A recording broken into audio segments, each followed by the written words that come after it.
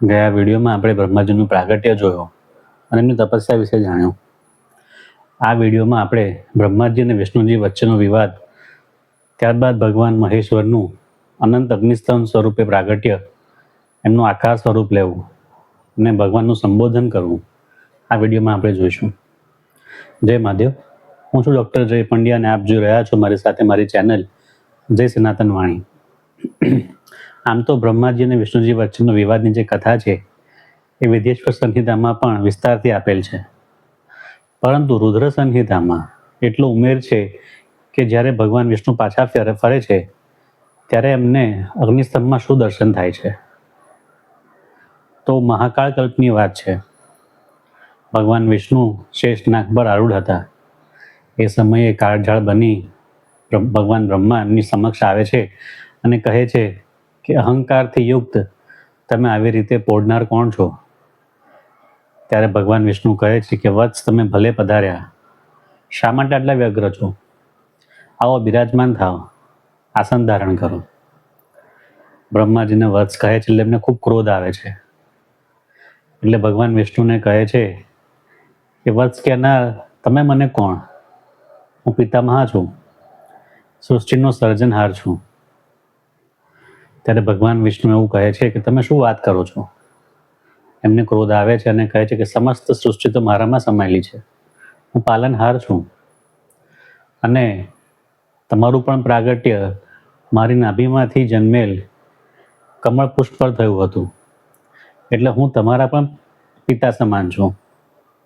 બ્રહ્માજીને અતિ ગુસ્સો આવે છે, ક્રોધ આવે છે અને કહે છે કે હું સૃષ્ટિનો સર્જનહાર છું, આખી સૃષ્ટિ મેં રચેલી છે, એટલે હું પિતામહ છું, એટલે હું તમારો પણ પિતા સમાન છું. આવી રીતે શાબ્દિક વાદ વિવાદ શરૂ થાય છે અને યુદ્ધ તરફ ભગવાન વિષ્ણુ અને બ્રહ્માજી પ્રેરિત થાય છે. ભગવાન વિષ્ણુ ગરુડ પર આરૂઢ થાય છે અને બ્રહ્માજી હંસ પર આરૂઢ થઈ યુદ્ધ માટે તત્પર થાય છે અને યુદ્ધની શરૂઆત થાય છે. બંને છે તો ભગવાન જ, યુદ્ધનું પરિણામ આવવાનું જ નહોતું, પણ એની ભીષણતાથી, એની ઉર્જાથી સૃષ્ટિનો પ્રલય નિશ્ચિત હતો.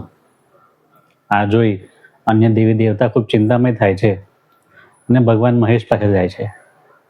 ભગવાન મહાદેવ એમને કહે છે કે હું ભગવાન વિષ્ણુ અને બ્રહ્માજીના યુદ્ધ જે થઈ રહ્યું છે એ જાણું છું અને હું એ બંનેને અહંકાર રહિત કરીશ અને સાચા માર્ગ પર દોરીશ. ભગવાન મહાદેવ પોતાના ગણોને દિવ્ય રથ તૈયાર કરવાની આજ્ઞા આપે છે. શિવગણો એક દિવ્ય રથ તૈયાર કરે છે અને એના પર બિરાજમાન થઈ ભગવાન મહાદેવ અને મા પાર્વતી યુગક્ષેત્ર તરફ પ્રયાણ કરે છે.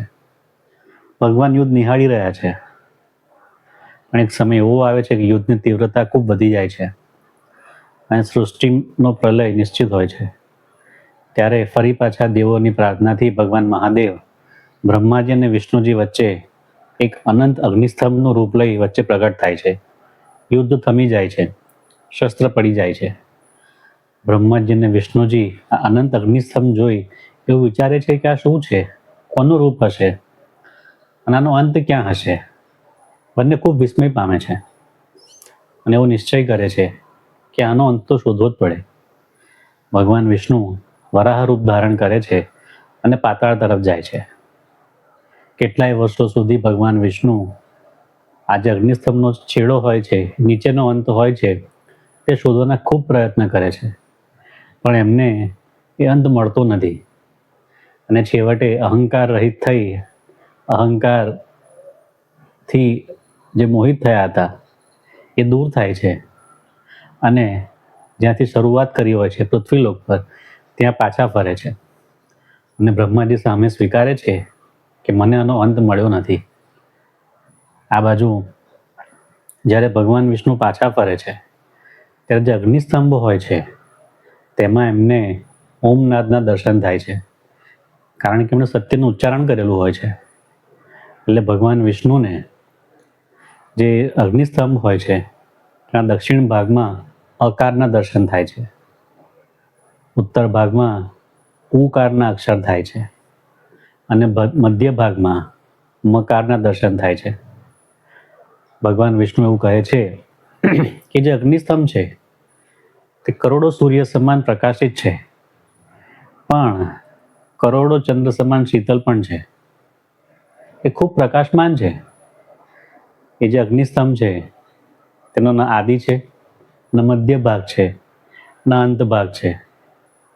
શૂન્યમય છે, પણ પરબ્રહ્મ સ્વરૂપ છે. સર્વેનું કારણ અગ્નિસ્તંભ જ છે. આવું વિષ્ણુ ભગવાન કહે છે કે આ જે અગ્નિસ્તંભ છે તે પરમ સત્ય, પરમ આનંદ અને પરબ્રહ્મનું સ્વરૂપ છે. આમ ભગવાન વિષ્ણુને એવું જ્ઞાન મળે છે, આત્મજ્ઞાન થાય છે, કારણ કે સત્ય બોલ્યા છે. આ બાજુ બ્રહ્માજી ઉપરનો છેડો શોધવા માટે શ્વાનત્વ હંસનું રૂપ ધરે છે અને પ્રયાસ કરવાના શરૂ કરે છે. ઘણા વર્ષો સુધી એ પણ અંત શોધવાનો પ્રયત્ન કરે છે, પણ મળતો નથી. એટલે એમને શિવની લીલાથી માર્ગમાં કેતકી અથવા કેવડાનું પુષ્પ ખરતું દેખાય છે. એટલે બ્રહ્માજી એ કેવડાને પૂછે છે કે ક્યાંથી આવે છે. ત્યારે કેવડો એવું કહે છે કે આ સ્તંભના મધ્ય ભાગમાંથી હું ખર્યો છું અને કેટલા વર્ષોથી મારી મુસાફરી ચાલુ છે, પણ હું હજુ પણ મારા લક્ષ્ય સુધી પહોંચ્યો નથી.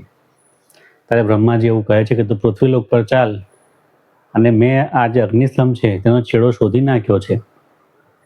એવી ખોટી સાક્ષી તું ભગવાન વિષ્ણુ સામે આપજે, એટલે મારો વિજય થાય, મારું ઊંચું દેખાય.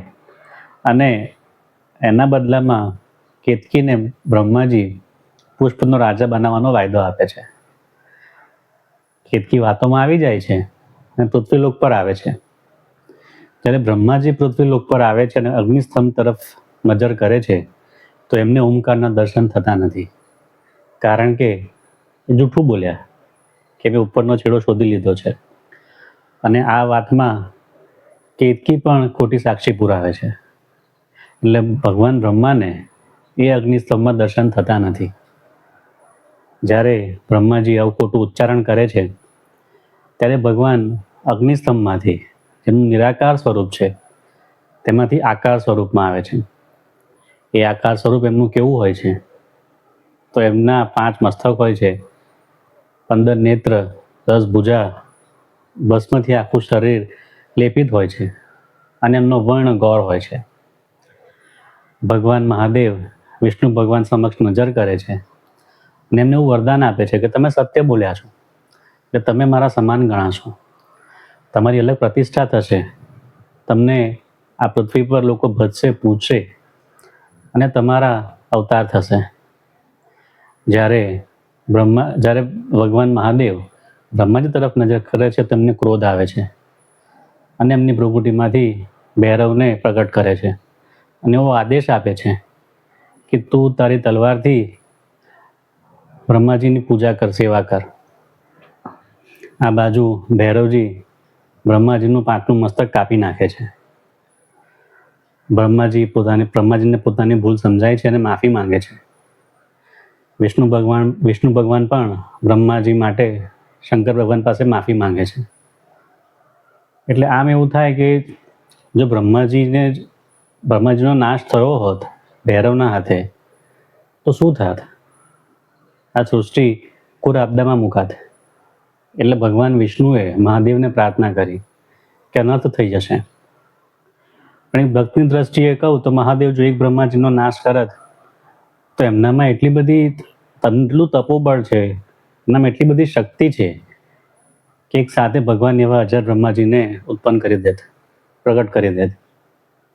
એટલે આ બાજુ બ્રહ્માજી માફી માંગે છે અને મહાદેવ ભગવાન વિષ્ણુની પ્રાર્થનાથી બ્રહ્માજીને ક્ષમા તો કરે છે, પણ શ્રાપ આપે છે કે તમારી પ્રતિષ્ઠા કોઈ પણ જગ્યાએ થશે નહીં, તમારા અવતાર થશે નહીં અને તમારી અલગ પ્રતિષ્ઠા થશે નહીં.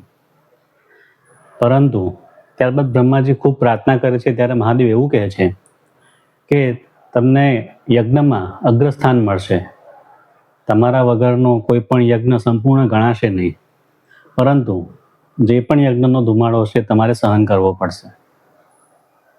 આ બાજુ બધું શાંત થાય છે ત્યારે ફરી બ્રહ્માજી અને વિષ્ણુજીની નજર મહાદેવની ઉપર પડે છે અને ત્યાંથી સૌપ્રથમ ઓમ જે પ્રણવ મંત્ર છે એનો સાક્ષાત્કાર થાય છે.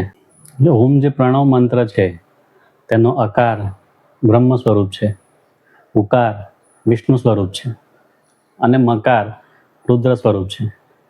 એટલે બીજા અર્થમાં જોઈએ તો અકાર સર્જનહાર છે, ઉકાર મોહ અને માયામાં નાખનાર છે અને મકાર એ અનુગ્રહ કરનાર છે. ભગવાન વિષ્ણુ અને ભગવાન બ્રહ્મા ત્યાં જોવે છે તો સૌપ્રથમ ઓમકારનો પ્રાગટ્ય થાય છે. ત્યારબાદ ઓમ તત્વમસી મહાદેવજીના વાક્ય છે તે પ્રગટ થાય છે. ત્રીજું જે છે ચારેય પુરુષાર્થને સાક્ષાત કરનાર જે ગાયત્રી મંત્ર 24 અક્ષરવાળો જે ગાયત્રી મંત્ર છે જે સર્વ ફળ આપનાર છે તે પ્રગટ થાય છે. ત્યારબાદ મૃત્યુંજય મંત્ર પ્રગટ થાય છે અને ત્યારબાદ ઓમ નમઃ શિવાય પંચાક્ષર મંત્રનું પ્રાગટ્ય થાય છે. આ જે બધા મંત્ર પ્રગટ થાય છે ભગવાન વિષ્ણુ સાક્ષાત જ એનું તપ ને જપ આરંભ કરવાનું વિચારે છે. મહાદેવ ખૂબ પ્રસન્ન થાય છે. જ્યારે વિષ્ણુજીનું પ્રાગટ્ય થયું હોય છે ત્યારે મહાદેવજી એમને શ્વાસ માર્ગથી વેદોનું જ્ઞાન આપ્યું હોય છે, પણ બ્રહ્માજીને જ્ઞાન મળ્યું હોતું નથી.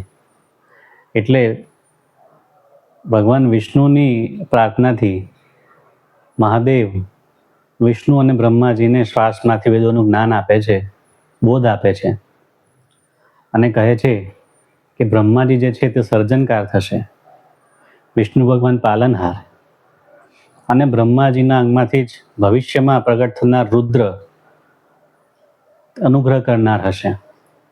એ જે રુદ્ર સ્વરૂપ હશે તે મહાદેવ સમાન હશે, એમાં કોઈ ફેરફાર હશે નહીં. આમ ભગવાન મહાદેવ જ્ઞાન આપી સંબોધન શરૂ કરે છે. આગલા વિડીયોમાં આપણે જાણશું કે ભગવાન મહાદેવ શું કહે છે, વિષ્ણુ ભગવાન માટે એમને કેટલો સ્નેહ છે તે સંબોધનમાંથી આપણને જણાશે. તો આ વિડીયોને લાઈક કરો, શેર કરો, ચેનલ સબસ્ક્રાઈબ કરો અને કમેન્ટમાં હર હર મહાદેવ ચોક્કસથી લખજો. જય મહાદેવ.